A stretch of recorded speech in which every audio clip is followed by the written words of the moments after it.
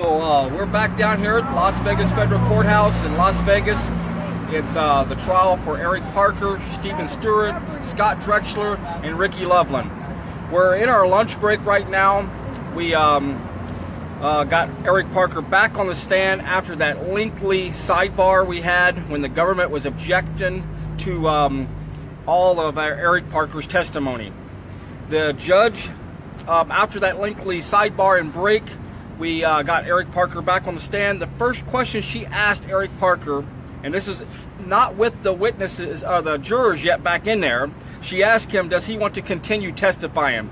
And he said, yes, I absolutely want to continue testifying. So then she called the jurors back in. It seemed like, to me, personally sitting in the courtroom, they were trying to put so much pressure on Eric Parker, and as they did all these other witnesses, and trying to keep him from testifying. They do not want any testimony for the defense. And they came to a conclusion, and they're allowing Eric to testify on certain parts. And the government is still continuing to object on any testimony that's coming from the snipers on the hill. And Jeff Marchese is doing an awesome job right now. He is pushing forward, and he's trying to get this testimony out. And I feel like that we might get it out before it's over with. These certain words have been brought out, such as sniper, First Amendment zone. These things have been brought out, but it's slowly coming out of Eric's testimony. And if Jeff Marchese doesn't bring it out right, it will not be allowed. So he's having to reword a lot of things to bring Eric's state of mind out. Why Eric went there in the first place. Did he know anybody there? What led up to the circumstances on why he did what he did that day. Why he was behind that Jersey barrier, crouched down, laying prone. All these things that are trying to make him look scary. And that 30 minutes of actual what they call fame of him being on that bridge was such a short time, and what led up to all that.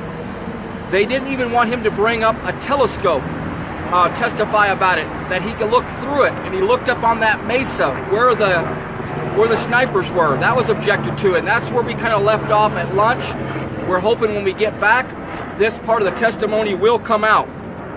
A lot of these things... What did they put up, John, in regard? They put a photo up. They put a photo up. It was Exhibit 57. It's a government exhibit. It's been in the last trial. It was in this trial. And but they objected to that exhibit, that photo of the snipers up on the mesa, and they did not want that to be shown to the jurors again during his testimony. We're hoping that it get brought up afterwards. That's where we left off. That's where they called a lunch break. We'll probably have some arguments about that before the jurors come back. Also, just to clarify, the objection was sustained, but the photo was up in front of the jury, but it was sustained. And he's going to continue on. The case is going to continue on after lunch. He's going to continue on, but he's going to try to lead up so he can still show that more and talk about it. Get it out of Eric's get it out of his statement.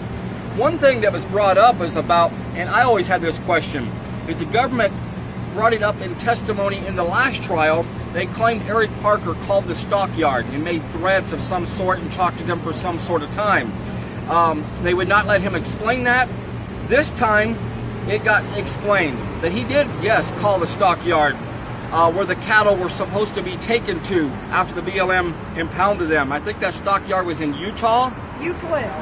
Where is it? Euclid, California. Euclid, California. That was one of them. Did he call the California one or the Utah one? Yeah, there's two of them. There was two of them. So he called one of them. And probably the one in California, but he never got a hold of anybody. That's what didn't get brought out. And he lost the urge. He lost the urge to continue to try to call them. So he didn't even talk to anybody. So he didn't make any threats. He didn't even get to talk to them to ask them the questions that he wanted to ask. The last jurors did not get to hear that part. And of course, the government never presented any evidence of any threats. Exactly. They only tried to paint a picture of it with no evidence, no recording, no audio, because there is none. There is none. And that's what Jeff Marchese pointed out today for Eric. He turned around in court and he pointed back to the government. It says they brought this stuff up. They brought it up in their witnesses and stuff. And Myrie, he objected to that and said, Your Honor, I am objecting to the defense here pointing at us. And the judge said, don't do that anymore. She kind of scolded Jeff Marchese and told him not to be doing any more pointing in the courtroom.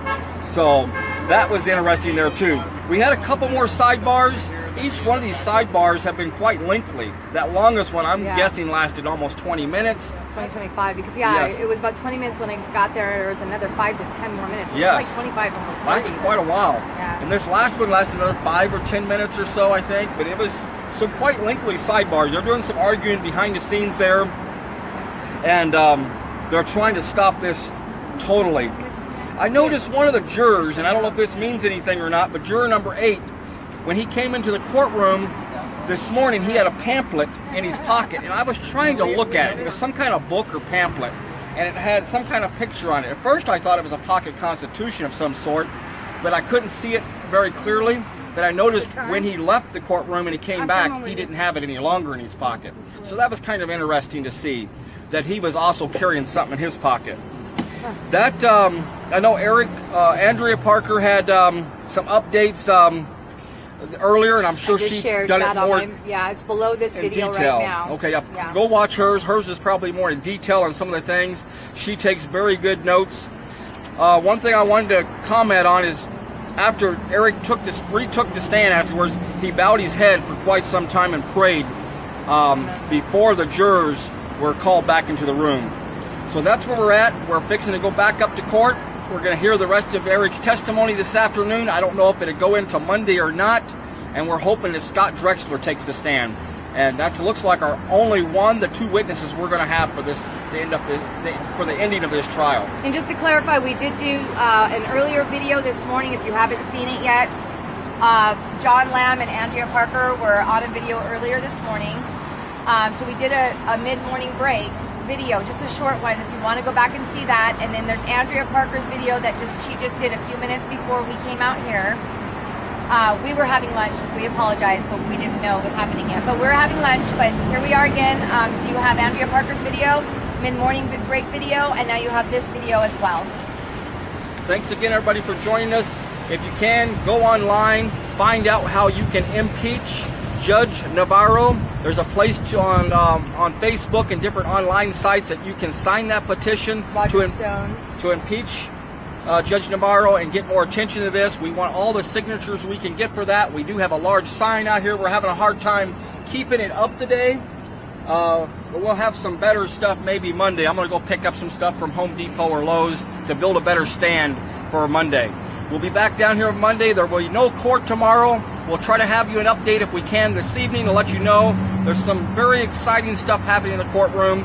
We're glad to be here observing and reporting on this. How many people are here today? I noticed a big crowd today. I counted 28 in the courtroom on our side. 28 people today. And who's out here right now with David Fleeman. That's a pretty large group. That's one of the largest groups we've had today. And a little while since the guys were here from the south, But we can still use more. We want that courtroom filled next week. And I know there's more people coming from Colorado. They're going to be here Monday. I got messages. There are people out there reading the transcripts and saying that Andrea and yourself are not reporting accurately what's happening in the court, which I know is a total lie because I'm witnessing with you guys often. So if you want to know the truth, if you're questioning the multiple observers that have been reporting here off and on, and some very consistently like Andrea Parker, if you want to know the entire truth, or from Sherry Duvall, I would recommend you to be here. I think the more court observers that we have will definitely show those people online criticizing or blatantly lying about what our efforts are doing as far as our court observations, blatantly lying about it. The more court observers that we have now at this point to confirm what we're seeing is true and accurate. What we're seeing and hearing is true and accurate, and that we are reporting it truthfully and accurately. And we're doing it as firsthand. Yeah, we're doing it. We're in the courtroom witnessing this. So you can't get it no better than that. We encourage you to come down here and witness it yourself firsthand and see what's going on. Yeah. Don't listen to what's online out there from people that have not been here. Yeah. So and the mainstream media, once again, still not reporting. No mainstream media here. So people are asking if Eric is going to be able to tell his full story. We're praying that he can, but a lot of it's being kept. They are not allowing his full story to be out there. They are keeping so much of it out. He cannot talk about they're calling the BLM officers victims. So anything that's doing with that, the threat from the BLM officers, how the BLM officers pointed guns, knocked down Margaret Houston, tased Ammon Bundy, arrested Dave Bundy, none of those things can be talked about. The snipers on the Mesa, they're trying to keep that from being talked about right now as we're talking. So all of this stuff is trying to be kept out of Eric Parker's testimony, which goes to his state of mind and the reason he went there. And that's why we need everyone here to support these guys, to show that they give them the courage to continue on speaking the truth and getting this out in the courtroom. And this is Judge Navarro's court. She's trying to hide all this evidence. Steve Myrie's right along with them, objecting to all this and not allowing none of this to happen. We want you here to witness it with us. So that's all I have to say for now. We'll be back hopefully this evening, trying to give you another full update on the rest of the day. So, thank you and God bless. The snipers on the hill, and Jeff Marchese's doing an awesome job right now. He is pushing forward, and he's trying to get this testimony out. And I feel like that we might get it out before it's over with. These certain words have been brought out, such as sniper. She asked him, does he want to continue testifying? And he said, yes, I absolutely want to continue testifying. So then she called the jurors back in. It seemed like, to me, personally sitting in the courtroom, they were trying to put so much pressure on Eric Parker, and as they did all these other witnesses. So we're back down here at Las Vegas Federal Courthouse in Las Vegas. It's the trial for Eric Parker, Stephen Stewart, Scott Drexler, and Ricky Loveland. We're in our lunch break right now.